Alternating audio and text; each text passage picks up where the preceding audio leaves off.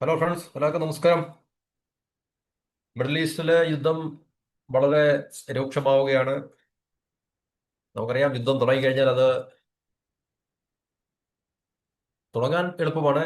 പക്ഷേ അവസാനിപ്പിക്കുക എന്നുള്ളത് യുദ്ധം ചെയ്യുന്നവരുടെ യുദ്ധം ചെയ്യുന്ന അല്ലെങ്കിൽ യുദ്ധത്തിൽ ഏർപ്പെടുന്ന ഏതെങ്കിലും ഒരു ഭാഗത്തിന്റെ ടേംസ് ആൻഡ് കണ്ടീഷൻ ഒക്കെ അനുസരിച്ച് ഒരു പക്ഷേ യുദ്ധത്തിന്റെ ഒരു വിരാമം ഉണ്ടാകത്തുള്ളൂ. അതും അപ്പർ ഹാൻഡ് യുദ്ധത്തിലുള്ള ആൾക്കാർ വിചാരിക്കുന്ന പോലെ ആയിരിക്കും യുദ്ധത്തിന്റെ ഡയറക്ഷനും ഡയമെൻഷനും ഒക്കെ പോകുന്നത്. ഓക്കെ, നമുക്കറിയാം, ഈ മിഡിൽ ഈസ്റ്റിൽ ഉണ്ടാകുന്ന ഏതൊരു കോൺഫ്ലിക്റ്റും, ചെറുതും വലുതായിട്ടുള്ള ഏതൊരു കോൺഫ്ലിക്റ്റും ഇന്ത്യയെ പോലെ രാജ്യത്തിനെ വളരെ അധികം ആ, നമ്മളെ ഇമ്പാക്റ്റ് ചെയ്യുന്നൊരു വിഷയമാണ്. പ്രത്യേകിച്ച് ഒന്ന്, നമ്മളുടെ ആൾക്കാർ അല്ലെങ്കിൽ ഇവിടുന്നുള്ള ജനങ്ങൾ അവിടെ പോയി ജോലി ചെയ്യുന്നുണ്ട്. എല്ലാ രാജ്യങ്ങളിലും, ഇറാൻ ഉൾപ്പെടെ, ഇറാഖ് ഉൾപ്പെടെ എല്ലാ രാജ്യങ്ങളിലും, മിഡിൽ ഈസ്റ്റിൽ, ഗൾഫിൽ, അറബ് രാജ്യങ്ങളിലൊക്കെ പോയിട്ട്, പ്രത്യേകിച്ച് GCC റീജിയനിൽ, Abu Dhabi, sorry, UAE, Saudi, Qatar, Bahrain, Kuwait, Oman, ഈ പറഞ്ഞ രാജ്യങ്ങളിലൊക്കെ തന്നെ നല്ല തോതിൽ ആൾക്കാർ പോയി ജോലി ചെയ്യുന്നുണ്ട്. അവരുടെ ജീവന്റെ സുരക്ഷയൊക്കെ തന്നെ ഏറ്റവും പ്രധാനപ്പെട്ട ഒരു കാര്യമാണ്. അതിനേക്കാളൊക്കെ അതുപോലെ തന്നെ ഇമ്പോർട്ടൻ്റ് ആയിട്ടുള്ള ഒരു കാര്യമാണ് നമ്മളുടെ എനർജി, പിന്നെ മാർക്കറ്റ്, അല്ലെങ്കിൽ എനർജി നമ്മൾ ഇവിടുന്ന് ഇമ്പോർട്ട് ചെയ്യുന്ന ഒരു രാജ്യമായതുകൊണ്ട് നമ്മളുടെ ആവശ്യത്തിന്റെ ഏകദേശം 80% മുകളിലും നമ്മൾ ഇമ്പോർട്ട് ചെയ്യുകയാണ് വ്യത്യസ്തമായിട്ടുള്ള രാജ്യങ്ങളിൽ നിന്ന്. പ്രത്യേകിച്ച് മിഡിൽ ഈസ്റ്റ് നമുക്ക് അടുത്തുള്ള സ്ഥലമായതുകൊണ്ട് നമ്മൾ എപ്പോഴും നമുക്ക് വളരെ എന്താണ് കോസ്റ്റ് ഇഫക്റ്റീവായിട്ടും റീസണബിൾ ആയിട്ടൊക്കെ നമുക്ക് ഡിപ്പെൻഡ് ചെയ്യാൻ സാധിക്കുന്ന, അല്ലെങ്കിൽ നമുക്ക് സോഴ്സ് ചെയ്യാൻ പറ്റുന്ന ഒരു ഏരിയയാണ് മിഡിൽ ഈസ്റ്റ് എന്ന് പറഞ്ഞാൽ. അപ്പോൾ അവിടുത്തെ ഇതുപോലുള്ളൊരു വൈഡർ കോൺഫ്ലിക്റ്റ് ഉണ്ടാകുമ്പോൾ, എന്നുവെച്ചാൽ ഇത്ര രൂക്ഷമായിട്ടുള്ള ഒരു യുദ്ധം ഉണ്ടാകുമ്പോൾ, തീർച്ചയായിട്ടും അത് നമ്മളെ ഏത് രീതിയിലാണ് ബാധിക്കാൻ പോകുന്നത് എന്നുള്ളതിനെ കുറിച്ചാണ് നമ്മൾ ഈ ടോപ്പിക്കിൽ വളരെ ബ്രീഫായിട്ടൊന്ന് ഡിസ്കസ് ചെയ്യുന്നത്.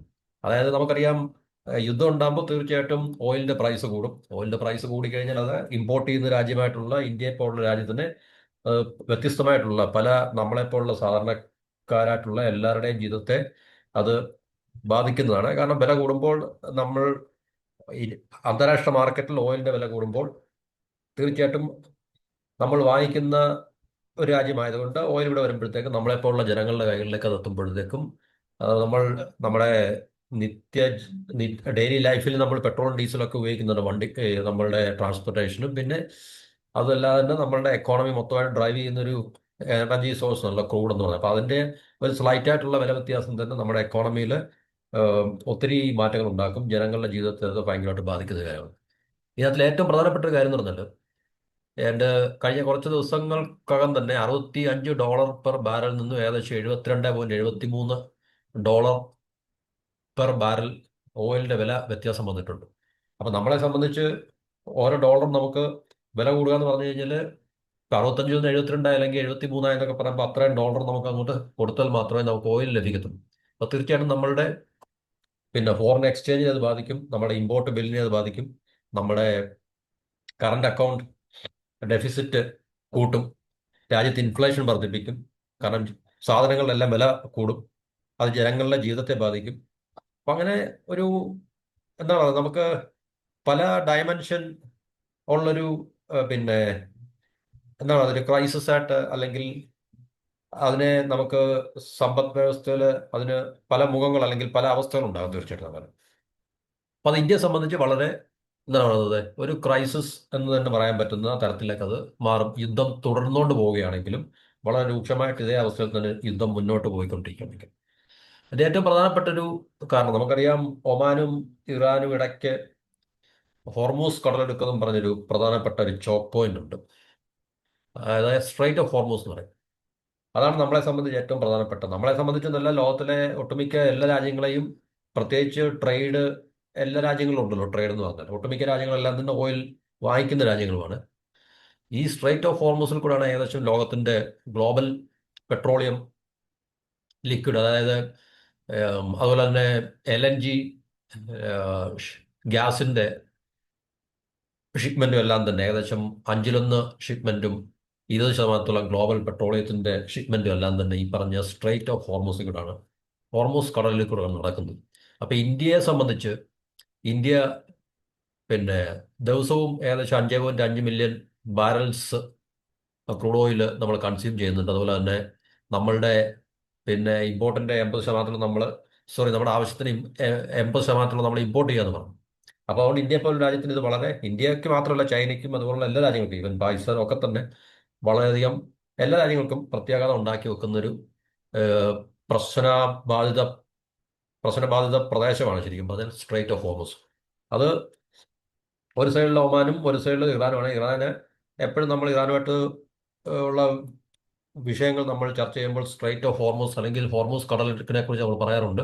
കാരണം അവർക്ക് ഏകദേശം സ്വാധീനമുള്ള ഒരു ഏരിയയാണ് നമുക്ക്. കാരണം ഇറാൻ വിചാരിച്ചു കഴിഞ്ഞാൽ അതിൽ ബ്ലോക്കേഡ് അവരുടെ പിന്നെ ഇപ്പം വളരെ പരിമിതമായിട്ടുള്ള നേവൽ പവർ ഉപയോഗിച്ചുകൊണ്ട് അവർക്ക് ഒരു നേവൽ ബ്ലോക്കേഡ് അവർക്ക് ഉണ്ടാക്കിയെടുക്കാൻ സാധിച്ചു കഴിഞ്ഞാൽ, അല്ലെങ്കിൽ അവിടെ കാരണം യുദ്ധം പിന്നെ നേവൽ വാർഫെയറിലേക്ക് പോയി കഴിഞ്ഞാൽ തീർച്ചയായിട്ടും ഇത് നമുക്കറിയാം, ഈ പറഞ്ഞ ചരക്ക് ഗതാഗതം ഇതുപോലുള്ള ഒരു സ്ഥലത്ത് കൂടെ പോകത്തില്ല എന്നറിയാം. പ്രത്യേകിച്ച് ഈ സ്ട്രെയിറ്റ് എന്ന് പറയുന്നത്, സ്ട്രെയിറ്റ് മീൻസ് കടലിടുക്കെന്നൊക്കെ പറയുമ്പോൾ അത് വളരെ ക്രിട്ടിക്കലായിട്ടുള്ള വളറബിൾ ആയിട്ടുള്ള സ്ഥലങ്ങളായിരിക്കും. അപ്പോൾ ഇത് ഇന്ത്യയെ സംബന്ധിച്ച് വളരെയധികം പ്രശ്നം ഉണ്ടാക്കുന്നതാണ്. ഇപ്പോൾ ഓൾറെഡി ഇറാൻ ഈ സ്ട്രെയിറ്റ് ഓഫ് ഹോർമസ് അവരുടെ സ്വാധീന മേഖലയിലുള്ള അത് ബ്ലോക്ക് ചെയ്തെന്ന് നമുക്ക് അറിയാൻ സാധിച്ചിട്ടുണ്ട്. ഏകദേശം ഇന്ത്യയുടെ ക്രൂഡ് ഇമ്പോർട്ടിൻ്റെ 1.5 മുതൽ 2 ബില്യൺ ബാരൽ ഡെയിലി നമ്മൾ ഈ പറഞ്ഞ സ്ട്രെയിറ്റ് ഓഫ് ഹോർമസിൽ കൂടെയാണ് നമുക്ക് ലഭ്യമാകുന്നത്. ഡെയിലി ഉള്ള കണക്കാണ്. 2025 ഫിനാൻഷ്യൽ ഇയറിൽ ഏകദേശം ഇന്ത്യയുടെ ക്രൂഡ് ഓയിൽ ഇമ്പോർട്ടിൻ്റെ 50%, അതുപോലെ തന്നെ LNG ഇമ്പോർട്ടിൻ്റെ 54% ഈ പറഞ്ഞ സ്ട്രെയിറ്റ് ഓഫ് ഹോർമൂസ് വഴിയാണ് നമുക്ക് ലഭിച്ചുകൊണ്ടിരിക്കുന്നത്. അപ്പം നമുക്കതിൻ്റെ ഏഹ്, വ്യാപ്തി അറിയാവുന്നതുകൊണ്ട് അത് ഉണ്ടാക്കാൻ പോകുന്ന പ്രത്യാഘാതം എത്രത്തോളം നമുക്ക് മനസ്സിലാക്കാൻ സാധിക്കും. അതായത് നമ്മളുടെ ക്രൂഡ് ഓയിൽ ഇമ്പോർട്ടിൻ്റെ 50%, അതുപോലെ തന്നെ LNG ഇമ്പോർട്ടിൻ്റെ 54%, മോറോർലെസ് ആണ് ഏറെക്കുറെ ഇത് ഈ സ്ട്രെയിറ്റ് ഓഫ് ഹോർമസിൽ കൂടെയാണ് റൂട്ട് ചെയ്യപ്പെടുന്നത്. അപ്പോൾ അതിൻ്റെ റിസ്ക് എന്ന് പറഞ്ഞു കഴിഞ്ഞാൽ നമുക്ക് മനസ്സിലാക്കാൻ സാധിക്കും. അപ്പോൾ ഒരു യുദ്ധം പിന്നെ അല്ലെങ്കിൽ ഒരു വാർ യുദ്ധം നിലനിൽക്കുമ്പോൾ പ്രത്യേകിച്ച് അത് ഒരു നേവൽ വാർഫെയറിലോട്ടൊക്കെ കൺവേർട്ട് ചെയ്യപ്പെടുകയാണെങ്കിൽ തീർച്ചയായിട്ടും ഈ പറഞ്ഞ സ്ട്രേറ്റ് ഓഫ് ഹോർമുസ് ഒന്നുകിൽ ഇറാനോ അല്ലെങ്കിൽ ഇതിനകത്തിൽ ഏർപ്പെട്ടിരിക്കുന്ന ഏതെങ്കിലുമൊക്കെ രാജ്യങ്ങൾ കാരണം ഈ സ്ട്രേറ്റ് ഓഫ് ഹോർമുസ് ഇതിനകത്തിലെ ബ്ലോക്കേഡോ അല്ലെങ്കിൽ സഞ്ചാരയോഗ്യമാകത്തില്ലെങ്കിൽ ഇന്ത്യ പോലുള്ള രാജ്യത്തിന് ക്രൂഡ് കിട്ടാൻ, പ്രത്യേകിച്ച് മിഡിൽ ഈസ്റ്റിൽ നിന്നുള്ള ക്രൂഡ് നമുക്ക് ലഭിക്കാൻ വളരെ ബുദ്ധിമുട്ടായിരിക്കും. അപ്പം നമുക്കറിയാം ബുദ്ധിമുട്ടാകുമ്പോൾ അതിൻ്റെ പ്രത്യാഘാതം നമുക്ക് ആഭ്യന്തരമായിട്ടുള്ള വിപണിയിലും അല്ലെങ്കിൽ നമ്മുടെ സമ്പദ് വ്യവസ്ഥയിലും ഉണ്ടാക്കുന്നത് നമ്മൾ അറിയാവുന്നതാണ്, നമുക്ക് അനുഭവമുള്ള കാര്യങ്ങളാണ് ശരിക്കും പറഞ്ഞിട്ട്. ഗൾഫ് വാർ സമയത്തും അതിനുശേഷവും ഒക്കെ തന്നെ പല രീതിയിലുള്ള ഇതുപോലുള്ള ക്രൈസിസ് നമ്മൾ ഫേസ് ചെയ്തിട്ടുണ്ട്. അപ്പോൾ തീർച്ചയായിട്ടും അത് നമ്മുടെ രാജ്യത്തുണ്ടാക്കി വെക്കുന്ന സങ്കീർണതകൾ എത്രത്തോളമാണെന്ന് നമുക്ക് മനസ്സിലാക്കാൻ സാധിക്കും. അപ്പോൾ ഇതാണ് ഏറ്റവും ഇന്ത്യയെ സംബന്ധിച്ച് നമ്മുടെ അവിടെ ജോലി ചെയ്യുന്ന ജനങ്ങൾ നമ്പർ 1 ആണ്, അവരുടെ സുരക്ഷ. അതുപോലെ തന്നെ ഈ പറഞ്ഞ നമ്മളുടെ എനർജി റിക്വയർമെൻറ്റിന് വലിയൊരു വിലങ്ങുതടിയാകാൻ ഇത് സാധ്യതയുണ്ട് എന്നുള്ളത് കൊണ്ടും ഇന്ത്യയെ സംബന്ധിച്ച് നമുക്ക് വളരെയധികം പ്രശ്നം ഉണ്ടാക്കി വെക്കുന്നതാണ് മിഡിൽ ഈസ്റ്റിലെ കോൺഫ്ലിക്റ്റ് എന്ന് പറഞ്ഞാൽ. അപ്പോൾ അവിടെ നമുക്ക് തീർച്ചയായിട്ടും ഇന്ത്യ ട്രഡീഷണലായിട്ട് ഇന്ത്യയുടെ ഓയിൽ ക്രൂഡ് നമ്മൾ സോഴ്സ് ചെയ്യുന്ന മിഡിൽ ഈസ്റ്റിൽ നിന്നാണ്. കാരണം നമുക്ക് വളരെ അടുത്തുള്ള സ്ഥലമായതുകൊണ്ട് നമുക്ക് വളരെ പ്രയോജനകരമായ രീതിയിൽ, അല്ലെങ്കിൽ ഏറ്റവും മറ്റ് ദൂരം കൂടുന്തോറും നമുക്കറിയാം അതിൻ്റെ റിസ്ക്കും കൂടും, പിന്നെ അതിൻ്റെ കാലതാമസം എടുക്കും, അതിൻ്റെ വില കൂടുതൽ, ഫ്രൈറ്റും ഷിപ്പിംഗ് ചാർജസ് ഒക്കെ നമുക്ക് കൂടുതൽ, ഇൻഷുറൻസ് ഒക്കെ ഒരുപക്ഷെ നമുക്ക് കൂടുതൽ കൊടുക്കേണ്ടി വരും. അപ്പോൾ അങ്ങനെ നമ്മൾ മേടിക്കുന്ന ക്രൂഡിന് കൂടുതൽ വില നമുക്ക് നമ്മളുടെ ഇന്ത്യയിൽ എത്തുമ്പോഴത്തേക്ക് കൂടുതൽ വിലയും നമുക്ക് അതിനകത്തിൽ ഈ ഈടാക്കപ്പെടുകയും ചെയ്യും. ഇപ്പോൾ ഇന്ത്യയുടെ നല്ലൊരു ശതമാനം ക്രൂഡും വെസ്റ്റ് ഏഷ്യയിൽ നിന്നാണ്. സൗദി അറേബ്യ, ഇറാഖ് ഒക്കെ തന്നെയാണ് അവിടുത്തെ നമ്പർ 1. അതുപോലെ കുവൈറ്റ്, യുണൈറ്റഡ് അറബ് എമിറേറ്റ്സ്, ഈ പറഞ്ഞ രാജ്യങ്ങളിൽ നിന്നൊക്കെ തന്നെ നമ്മൾ ക്രൂഡ് മിഡിൽ ഈസ്റ്റിൽ നിന്ന് വാങ്ങിക്കുന്നതാണ്. ഇപ്പം പ്രശ്നം രൂക്ഷമാകുമ്പോൾ നമ്മുടെ ഇവിടുത്തെ റിഫൈനേഴ്സിന് വേണമെങ്കിൽ അവരുടെ ഈ പറഞ്ഞ സോഴ്സിങ് ഡൈവേഴ്സിഫൈ ചെയ്യാൻ സാധിക്കും. അപ്പോൾ അമേരിക്കയിലൊക്കെ ഇഷ്ടം പോലെ കൂടുണ്ട്, പക്ഷെ നമുക്കറിയാം ദൂരം എത്രത്തോളമാണെന്നുള്ളത്. ആഫ്രിക്കയിലും അതുപോലെ തന്നെ സൗത്ത് അമേരിക്ക എന്നാൽ ലാറ്റിൻ അമേരിക്കയിൽ അപ്പോൾ നമ്മൾ 10-40 പരം രാജ്യങ്ങളിലേക്ക് നമ്മളുടെ ക്രൂഡ് ഓയിൽ സോഴ്സിങ് നമ്മൾ ഡൈവേഴ്സിഫൈ ചെയ്തിട്ടുണ്ട്. കാരണം ഈ പറഞ്ഞ റിസ്ക് കണക്കിലെടുത്തിട്ടുണ്ട്. പ്രത്യേകിച്ച് മിഡിൽ ഈസ്റ്റ് എന്നൊക്കെ പറയുന്നത് അതിലുള്ള റഷ്യ ഉണ്ട്. നമുക്ക് പ്രശ്നം കൂടുതൽ രൂക്ഷമാണെങ്കിൽ നമുക്ക് റഷ്യയിൽ നമുക്ക് സോഴ്സ് ചെയ്യാൻ സാധിക്കും. ഇപ്പോൾ അമേരിക്കയുടെ കണ്ണുരുട്ടലോ അല്ലെങ്കിൽ ഈ പറഞ്ഞ എന്താണ് പറയുന്നത് സമ്മർദ്ദമൊന്നും നമുക്ക് ഇതുപോലുള്ള ക്രിട്ടിക്കലായിട്ടുള്ള മൊമെന്റിൽ നമുക്ക് അതിനെ വകവെക്കാൻ നമുക്ക് കഴിയത്തില്ല. കാരണം നമ്മുടെ രാജ്യത്തിൻ്റെ ആവശ്യമാണ് എനർജി എന്നുള്ളത്. ഓക്കെ, അപ്പോൾ ഈ പറഞ്ഞ സോഴ്സിലേക്കൊക്കെ ഡൈവേഴ്സിഫൈ ചെയ്യാൻ സാധിക്കും. പക്ഷേ അതിൻ്റെ ആയിട്ടുള്ള റിസ്ക്കും ഉണ്ട്. റിസ്ക് എന്ന് പറഞ്ഞു കഴിഞ്ഞാൽ ഒന്ന് ദൂരക്കൂടുതലായതുകൊണ്ട് കാലതാമസം എടുക്കും. ഇവ ഗൾഫിൽ നിന്ന് നമുക്ക് മിഡിൽ ഈസ്റ്റിൽ നിന്ന് നമുക്ക് കൊണ്ടുവരാൻ എടുക്കുന്ന അത്രയും ദിവസത്തിനേക്കാൾ കൂടുതലാണ് നമുക്ക് റഷ്യയിൽ നിന്നായാലും വെനിസിൽ നിന്നായാലും അമേരിക്കയിൽ നിന്നൊക്കെ ആയിരുന്നത്. അപ്പം ഇന്ത്യയെ സംബന്ധിച്ച് ഇന്ത്യയുടെ ഈ പറഞ്ഞ ഒരു സമ്പദ് വ്യവസ്ഥയിൽ ഉണ്ടാക്കുന്ന പ്രതിഫലനം വളരെ പെട്ടെന്ന് തന്നെ അതിന് പ്രതിഫലനം ഉണ്ടാകും നമുക്കറിയാം. കാരണം ക്രൂഡിൻ്റെ പ്രൈസ് ഉയരുമ്പോൾ ഫ്യൂവൽ പ്രൈസും ട്രാൻസ്പോർട്ടേഷൻ കോസ്റ്റും എല്ലാം കൂടും. അത് നമ്മുടെ രാജ്യത്ത് പ്രൈസ് റൈസ് അല്ലെങ്കിൽ വിലവർധന ഉണ്ടാക്കും, ഇൻഫ്ലേഷൻ ഉണ്ടാക്കും. അത് നമ്മളുടെ ജനജീവിതത്തെയൊക്കെ തന്നെ കാര്യമായിട്ട് ബാധിക്കുന്ന ഒരു വിഷയമായതുകൊണ്ട് ഗവൺമെന്റിനകത്തിൽ വളരെ നമുക്ക് യുദ്ധം ഇന്ത്യ പോലെ രാജ്യത്തിന് യുദ്ധം നിർത്താനോ അല്ലെങ്കിൽ ഈ പറഞ്ഞ രാജ്യങ്ങളോടൊന്നും നമുക്ക് ഡിപ്ലോമാറ്റിക്കലി ഇടപെട്ട് യുദ്ധം നിർത്താൻ നമുക്ക് കഴിയത്തില്ല. അത് വേറെ കാര്യം. പക്ഷേ ഇതിൻ്റെ ഭവിഷ്യത്തുകൾ നമ്മൾ നേരിടുക അല്ലെങ്കിൽ നമ്മൾ അനുഭവിക്കുക എന്നല്ലാതെ മറ്റൊന്നും നമുക്ക് പറയാൻ പറ്റില്ല. ഏറ്റവും പെട്ടെന്നുള്ള ഇതിൻ്റെ ഒരു കോൺസിക്വൻസ് എന്ന് പറഞ്ഞു കഴിഞ്ഞാൽ ഇൻഫ്ലേഷൻ ഉണ്ടാക്കും. ഇൻഫ്ലേഷൻ ഉണ്ടാക്കുമ്പോൾ നമുക്കറിയാം ക്രൂഡിൻ്റെ പ്രൈസ് കൂടും, പ്ലസ് അതിൻ്റെ ബാക്കിയുള്ള ചിലവുകളെല്ലാം കൂടി നമ്മുടെ ഇവിടെ വരുമ്പോഴത്തേക്ക് നേരത്തെ ഉള്ളതിനേക്കാളുണ്ട്. അപ്പോൾ റിഫൈനേഴ്സിന് തീർച്ചയായിട്ടും റിഫൈൻ ചെയ്ത് മാർക്കറ്റിലേക്ക് എണ്ണ എത്തിക്കുമ്പോൾ പഴയതിനേക്കാളും കൂടുതൽ അവർക്ക് ചാർജ് ചെയ്യേണ്ടി വരും. അപ്പോൾ നമുക്ക് കൂടുതൽ പൈസ കൊടുത്ത് പെട്രോളും ഡീസലും ഒക്കെ തന്നെ മേടിക്കേണ്ടി വരും. അതുപോലെ തന്നെ ഈ ഗുഡ്സിൻ്റെ ഒക്കെ ട്രാൻസ്പോർട്ടേഷൻ, മെർച്ചൻഡൈസ്, കമ്മോഡിറ്റീസിൻ്റെ ഒക്കെ ട്രാൻസ്പോർട്ടേഷൻ ചാർജസ് കൂടും. അപ്പോൾ സാധനങ്ങളുടെ വില കൂടും. അപ്പോൾ അത് ജനങ്ങളുടെ പർച്ചേസിങ് പവറിനെ ബാധിക്കും. അങ്ങനെയുള്ള ഒത്തിരി ഒന്നിലധികം പ്രശ്നങ്ങൾ ഇതുപോലുള്ള രൂക്ഷമായിട്ടുള്ള ഒരു യുദ്ധം അല്ലെങ്കിൽ ഈ ക്രൈസിസുകൾ ഉണ്ടാക്കി വെക്കുന്ന ഒരു കാഴ്ചകൾ നമ്മൾ പലപ്പോഴായിട്ട്, കാരണം ഇന്ത്യ ക്രൂഡ് ഇമ്പോർട്ട് ചെയ്ത രാജ്യമായതുകൊണ്ടും അതുപോലെ തന്നെ LNG അതുപോലുള്ള കാര്യങ്ങളൊക്കെ ഇമ്പോർട്ട് ചെയ്ത രാജ്യമായതുകൊണ്ട് നമ്മളത് നേരിട്ടുണ്ട്. ഇപ്പോഴും നമുക്ക് നേരിടാൻ സാധ്യതയുള്ള ഏറ്റവും വലിയ ഇതുവരെ നമുക്ക് അങ്ങനെ ഡിസ്റപ്ഷൻ ഉണ്ടായിട്ടില്ല. പക്ഷേ തീർച്ചയായിട്ടും യുദ്ധം മുന്നോട്ട് പോവുകയാണെങ്കിൽ ആ ഒരു ഡിസ്റപ്ഷൻ നമുക്ക് പ്രതീക്ഷിക്കാം. അതുകൊണ്ട് തീർച്ചയായിട്ടും ഈ സ്ട്രെയിറ്റ് ഓഫ് ഹോർമുസ് കടലിലൊക്കെ ഇന്ത്യയെ സംബന്ധിച്ച് വളരെ ഇമ്പോർട്ടൻ്റ് ആണ്. ഇമ്പോർട്ടൻ്റ് എന്ന് പറഞ്ഞാൽ ഇന്ത്യയുടെ ഏറ്റവും കൂടുതൽ ഈ പറഞ്ഞ ക്രൂഡിൻ്റെ അതുപോലെ LNGയുടെ ഒക്കെ തന്നെ ഇമ്പോർട്ട് ഈ പറഞ്ഞ ഹോർമുസ് കടലിൽ കൂടെയാണ് സംഭവിക്കുന്നത്. അതായത് 50% നമ്മൾ പറഞ്ഞ 50% ക്രൂഡും കഴിഞ്ഞ വർഷത്തെ കണക്കാണ്. ഫിനാൻഷ്യൽ 2025 കണക്കാണ്. 50% ക്രൂഡും 54% LNG ഇമ്പോർട്ടും. പിന്നെ ഇത് മാത്രമല്ല, മറ്റു പല പിന്നെ സാധനങ്ങൾ നമ്മൾ ഇമ്പോർട്ട് ചെയ്യുക എക്സ്പോർട്ട് ചെയ്യുകയൊക്കെ ചെയ്യുന്നുള്ളൂ നമുക്ക്. ഇതിപ്പോൾ നമ്മൾ ക്രൂഡിൻ്റെയും LNG അല്ലെങ്കിൽ ഗ്യാസിൻ്റെ കാര്യം മാത്രമേ നമ്മൾ പറഞ്ഞുള്ളൂ. ഇത് മാത്രമല്ലല്ലോ കടലിൽ കൂടെ പോകുന്നുണ്ട്.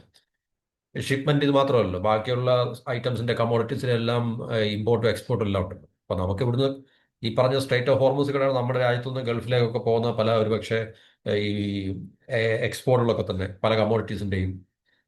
അതുപോലെ തന്നെ അവിടുന്ന് നമ്മൾ ഇങ്ങോട്ട് ഈ പറഞ്ഞ രണ്ട് കാര്യങ്ങളല്ലാതെ മറ്റുള്ള കാര്യങ്ങൾ നമ്മൾ ഇമ്പോർട്ട് ചെയ്യുകയാണെങ്കിലും അല്ലെങ്കിൽ ലോകത്തിൻ്റെ മറ്റു ഭാഗത്ത് നമ്മൾ ഇമ്പോർട്ട് ചെയ്യുന്ന കാര്യങ്ങളൊക്കെ തന്നെ ഈ സ്ട്രേറ്റ് ഓഫ് ഹോർമുസിൽ കൂടെ വരേണ്ട അവസ്ഥകളുണ്ട്. അപ്പോൾ തീർച്ചയായിട്ടും ക്രൂഡിൻ്റെയും LNGയുടെയും കാര്യത്തിൽ മാത്രമല്ല എൻ്റയർ ട്രേഡിനെ, മൊത്തം വ്യാപാരത്തെ അപ്പ് ആൻഡ് ഡൗൺ എന്ന് വെച്ചാൽ ഇമ്പോർട്ട് എക്സ്പോർട്ട് മൊത്തം വ്യാപാരത്തെ അത് ബാധിക്കുന്നതായതുകൊണ്ട് തീർച്ചയായിട്ടും വലിയ പ്രത്യാഘാതം ഇന്ത്യ പോലുള്ള രാജ്യത്തിൽ അത് ഉണ്ടാക്കി വെക്കും. അല്ലെങ്കിൽ അത് നമുക്ക് വലിയ ബുദ്ധിമുട്ടുണ്ടാക്കി വെക്കുന്ന ഒരു കാര്യമാണ്. അതാണ് ഇന്ത്യയെ സംബന്ധിച്ച് ഏറ്റവും പ്രധാനപ്പെട്ട ഒരു വിഷയം. ഈ യുദ്ധത്തിൻ്റെ കെടുതികളിൽ നമ്മുടെ ഡയറക്റ്റായിട്ട് അവിടെ ജോലി ചെയ്യാൻ പിന്നെ അല്ലെങ്കിൽ അവിടെ താമസിച്ച് ജോലി ചെയ്യുന്ന ആൾക്കാരുടെ ജീവിതത്തെ ബാധിക്കുന്നു എന്നുള്ളത് നമ്പർ 1. അതുപോലെ തന്നെ ഏറ്റവും പ്രധാനപ്പെട്ട ഒരു വിഷയം ഇതാണ് ശരിക്കും പറഞ്ഞാൽ. അപ്പോൾ ഇതിൻ്റെ ഈ പറഞ്ഞ ഒരു എനർജി, നമ്മുടെ എക്കോണമിയിൽ എനർജി ഇൻറ്റൻസീവ് ആയിട്ടുള്ള ഇൻഡസ്ട്രീസ് ഉണ്ട്. അതായത് ഏവിയേഷൻ, ലോജിസ്റ്റിക്സ്, കെമിക്കൽസ്, പെയിൻറ്റ്സ്. അപ്പോൾ ഇവരൊക്കെ തന്നെ ഇത് മാത്രമല്ല, കാരണം ഇത് എടുത്തു പറയത്തക്ക ഇപ്പം നമുക്കറിയാം ഏവിയേഷൻ ഇൻഡസ്ട്രി ഒക്കെ എന്ന് പറഞ്ഞാൽ ഇതുമായിട്ട് ബന്ധപ്പെട്ട പിന്നെ കാരണം വൻതോതിൽ ഇതൊക്കെ കൺസ്യൂം ചെയ്യുന്ന ഈ പറഞ്ഞ ഫ്യൂവൽ കൺസ്യൂം ചെയ്യുന്ന അല്ലെങ്കിൽ എനർജി കൺസ്യൂം ചെയ്യുന്ന സെക്ടറാണ് ശരിക്കും പറഞ്ഞാൽ. ലോജിസ്റ്റിക്സിൻ്റെ ട്രാൻസ്പോർട്ടേഷൻ, നമ്മുടെ രാജ്യത്ത് അങ്ങോട്ടും ഇങ്ങോട്ടും up and down Chris cross ഇല്ലേ, ട്രക്കുകളും വാനുകളും ഒക്കെ തന്നെ രാജ്യത്തിൻ്റെ ലോജിസ്റ്റിക്സിൽ ഏർപ്പെട്ടിരിക്കുന്ന അല്ലെങ്കിൽ ലോജിസ്റ്റിക്സ് സെക്ടർ, അതുപോലെ കെമിക്കൽസ്, ഈ ഫ്യൂവൽ ഉപയോഗിക്കുന്ന, എനർജി ഉപയോഗിക്കുന്ന, പെയിൻറ്റ്, ഇങ്ങനെയുള്ള പ്രധാനപ്പെട്ട എല്ലാ സെക്ടറുകളും ഈ പറഞ്ഞ ഒരു ക്രൂഡിനെ ഡിപ്പെൻഡ് ചെയ്താണ്. അതുകൊണ്ട് തീർച്ചയായിട്ടും അല്ലെ എനർജിയെ ഡിപ്പെൻഡ് ചെയ്താണ്. അപ്പോൾ തീർച്ചയായിട്ടും ഇതിനകത്തിൽ ഉണ്ടാകുന്ന ഏത് മാറ്റവും സമ്പദ് വ്യവസ്ഥയിലെ ഈ പറഞ്ഞ എല്ലാ സെക്ടേഴ്സിനെയും പിന്നെ വളരെ എന്താണ് പറയുന്നത് പ്രതികൂലമായിട്ട് ബാധിക്കുന്ന കാര്യമാണ്. അതുപോലെ ഓട്ടോമൊബൈൽസ്, ഫൈനാൻഷ്യൽസ്, FMCG കമ്പനീസ്, ഇതെല്ലാം ഈ പറഞ്ഞ കോസ്റ്റ് സമീപഭാവിയിൽ പെട്ടെന്നുണ്ടാകുന്ന ഈ പറഞ്ഞ വില വ്യത്യാസം അല്ലെങ്കിൽ വില കൂടുതൽ ഈ ജനങ്ങളുടെ കൺസംഷനൊക്കെ ബാധിക്കാൻ, കാരണം കൂടുതൽ വില പഴയതിലും ജനങ്ങൾക്ക് കൊടുക്കേണ്ടി വരും. അപ്പോൾ അവരുടെ പർച്ചേസിങ് പവറിനെ ഇത് ബാധിക്കുന്നതാണ്. അപ്പം സാധാരണക്കാരുടെ ജീവിതത്തെ അത് വല്ലാതെ ബാധിക്കുന്നുണ്ട്. അവരുടെ കൺസംഷൻ ഒക്കെ തന്നെ അവർക്ക് കട്ട് ഷോട്ട് ചെയ്യേണ്ടി വരും. അത് നമ്മുടെ ഇക്കോണമിയെ ബാധിക്കും. അങ്ങനെയുള്ള ഒത്തിരി പ്രശ്നങ്ങൾ ഒരു സമ്പദ് വ്യവസ്ഥയിൽ ഉണ്ടാകാൻ സാധ്യതയുള്ളതുകൊണ്ട് നമ്മളെ സംബന്ധിച്ച് ഇത് വളരെ ക്രിട്ടിക്കലായിട്ടുള്ളൊരു ഇഷ്യൂ ആണ്. ഇന്ത്യക്ക് വളരെയധികം ബുദ്ധിമുട്ടുണ്ടാക്കുന്ന യുദ്ധം മുന്നോട്ട് പോവുകയാണെങ്കിൽ, പ്രത്യേകിച്ച് നേവൽ വാർഫെയർ. ഇപ്പം നമുക്കറിയാം ഇതുവരെ ഒരു നേവൽ വാർഫെയർ എന്നുള്ളൊരു അവസ്ഥയിലേക്ക് അത് പോയിട്ടില്ല. ഏഹ് വളരെ സ്പൊറാഡിക് ആയിട്ടുള്ള ഇൻസിഡൻസ് മാത്രമേ ഉണ്ടായിട്ടുള്ളൂ. ഒരു ഫുൾ ഫ്ലഡ്ജ് ആയിട്ടുള്ള നേവൽ വാർഫെയറിലേക്കൊന്നും ഇതിനെ ഏം, ഈ പറഞ്ഞ യുദ്ധത്തിനെ കൊണ്ടെത്തിച്ചിട്ടില്ല. അതുകൊണ്ട് ഇതുവരെ ഈ പറഞ്ഞ ഏഹ്, നമ്മുടെ എനർജി ഫ്ലോയ്ക്കൊന്നും ഇതുവരെ ഡിസ്റപ്ഷൻ ഉണ്ടായിട്ടില്ല ഇതുവരെ. പക്ഷേ നമുക്ക് നാളെ അല്ലെങ്കിൽ ഇനിയുള്ള മുന്നോട്ടുള്ള ദിവസം യുദ്ധം തുടർന്നുകൊണ്ട് പോവുകയാണെങ്കിൽ ഈ ഒരു പ്രശ്നം നമ്മളെ വല്ലാതെ ബാധിക്കും എന്നുള്ള കാര്യത്തിൽ സംശയങ്ങളൊന്നുമില്ല. അതുപോലെ ഇസ്രായേലിലെ ഹൈഫ പോർട്ടുണ്ട് അദാനി റൺ ചെയ്യുന്നത്.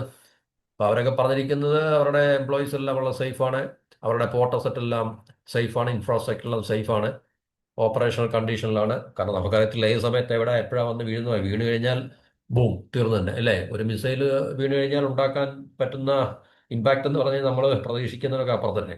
ഇതിനെ സോഫാർ സോ ഗുഡ് എന്നാണ് പറയുന്നത്.